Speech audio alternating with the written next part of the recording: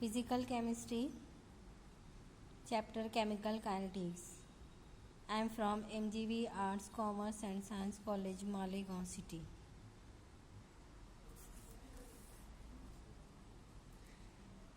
ये आज हम लोगों का जो है थर्ड पार्ट है। इससे पहले जो है दो पार्ट में हमने स्टडी किया। फर्स्ट पार्ट में जो है definitions, general topics regarding chemical kinetics. उसके बाद सेकंड पार्ट में हमने स्टडी किया हाउ वी कैन एक्सप्रेस और how we can deduce the integrated rate law for zero order reaction. इससे पहले वाले पार्ट सेकंड में हमने ये भी स्टडी किया what is the characteristics of zero order reaction and what are the examples of zero order reaction. तो आज का ये जो पार्ट हम लोगों का रहेगा ये है part third SYBSC chapter number 1 chemical kinetics. आज के इस टॉपिक में हम स्टडी करेंगे integrated rate law expression for first order reaction. What is first order reaction?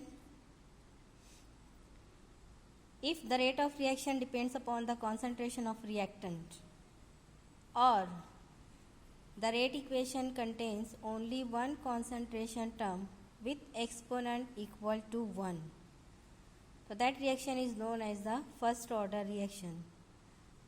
तो ऐसी रेट इक्वेशन जिसमें सिर्फ एक ही कॉन्सेंट्रेशन टर्म इंक्लूड होती है, एक ही कॉन्सेंट्रेशन टर्म आती है, वो इक्वेशन और वो रिएक्शन कहलाती है first order reaction. First order reaction की एग्जांपल्स आती हैं। For example thermal decomposition of isopropane into hexane and nitrogen. Second example, it is the more useful example, thermal decomposition of N2O5 into N2O4 and oxygen, nitrogen pentoxide. Note that here all the chemical species are present in the gaseous phase, means it is our homogeneous reaction. So decomposition will be here N2O5 into N2O4 and oxygen. It is of first order reaction. अगर हम लोग जिसकी rate equation consider करेंगे तो rate equation में क्या आएगा? सिर्फ rate is directly proportional to concentration of this N2O5. तो it is the first order reaction. Third example आती है thermal decomposition of gaseous acetone. तो these are the 3 examples regarding the first order reaction.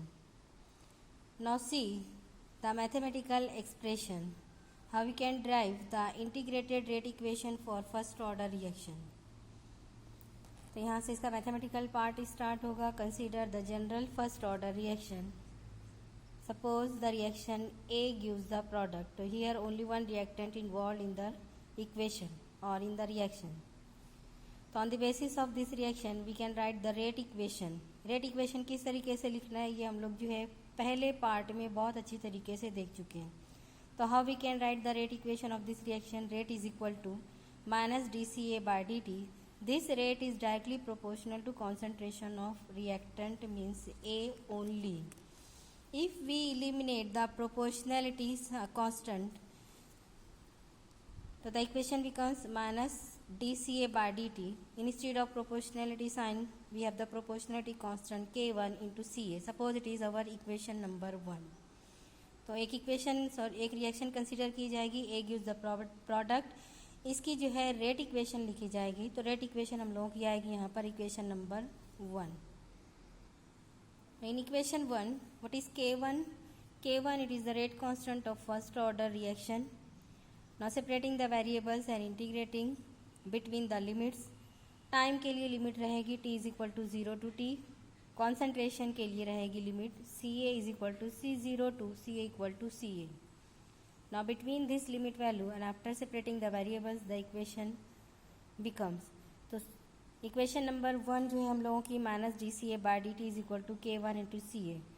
Variable separate करना है, इसका मतलब एक जैसे वेरिएबल इक्वेशन के एक साइड रहेंगे, दूसरे वेरिएबल्स दूसरी साइड रहेंगे। तो minus DCA upon CA that is equal to K1 DT. Integrating between the limits तो minus sign outside the integration. Limit value will be C0 to CA that equal to limit value for here we have to separate this K1 DT. तो our integration will be with respect to time, hence limit value will be with respect to time. तो limit for time it is 0 to t, that equal to k1 0 to t dt. k1 क्यों यहाँ पर है? क्योंकि constant जो है हमेशा integration के बाहर रहता है. Now what is the integration of dca upon ca? This integration of dca upon ca is nothing but the ln of ca. ln of ca ये रहेगा, इसका इंटीग्रेशन dt का इंटीग्रेशन रहेगा t, लिमिट वैल्यू वैसे ही रहेगी c0 to ca and 0 to t, negative sign as it is. ln का meaning यहाँ पर क्या होता है? This ln means the natural logarithm log to the base e. log to the base e को कहा जाता है यहाँ पर ln. Now substituting the limit value. Limit value put करने का जो है फॉर्मूला है, first put the upper limit, after that minus lower limit. तो यहाँ पर अपर लिमिट हम लोगों की जो है सी ए, लोअर लिमिट जो है वो c0. तो minus ln of upper limit C A as it is, no change.